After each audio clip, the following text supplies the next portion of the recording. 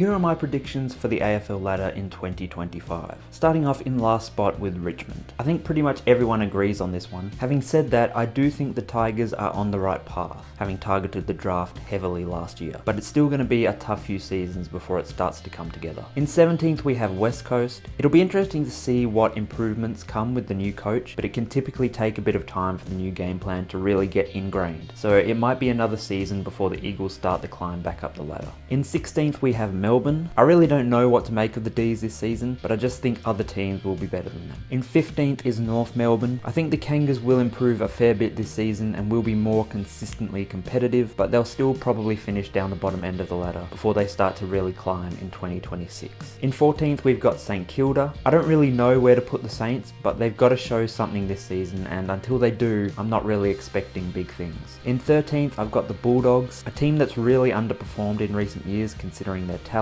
Either they'll live up to their potential this season or just fall away, which is what I expect them to do. In 12th is probably my first big call, and that's Hawthorn. There's a bit of a trend where rebuilding teams spend a few years down and out before making a big jump. Typically they play finals, but the following season they fall away again. Freo did it in 2023 and Adelaide did something similar in 2024, and I think the Hawks could be that team in 2025. In 11th we have Collingwood. Some think 2024 was just a premiership hangover for the Pies, but there is the danger that they've hit the cliff's edge. It could go either way, but I wouldn't be surprised to see the Pies drop off again in 2025.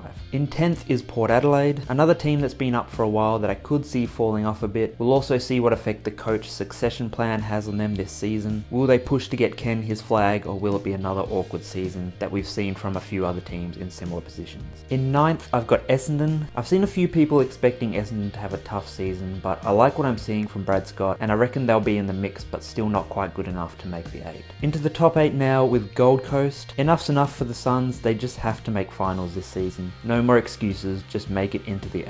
In 7th I've got the Crows. I think Adelaide will bounce back from a disappointing season last year and be in the finals mix. They'll be one of those teams that just sneak in, but I think they're good enough to get there. In 6th we've got the Swans. That grand final performance would have been pretty confidence crushing, and with a new coach I can see them in the mix, but I wouldn't be surprised to see them have a more challenging season than 2024. In 5th I've got the Giants. They'll be in the mix for top 4, but I reckon other teams might just be a bit better than them. In 4th I've got the Cats. We know what to expect from Geelong at this point. They'll be around the top end of the ladder and a premiership contender again. In 3rd I've got Freo. They've got a really good list, and their 2024 finish was kind of ridiculous considering how competitive they were. If they can win those close ones, I can see them being up the top end of the ladder. In 2nd I've got Brisbane. I could see them maybe having that premiership hangover now that they've finally achieved it after being up there for so long, but the talent on their list should really see them in the mix again. In 1st I've got Carlton. I'm not exactly confident in this pick, but they've been talking the talk for a number of seasons, so it's about time they live up to that talk, and I reckon this season they might.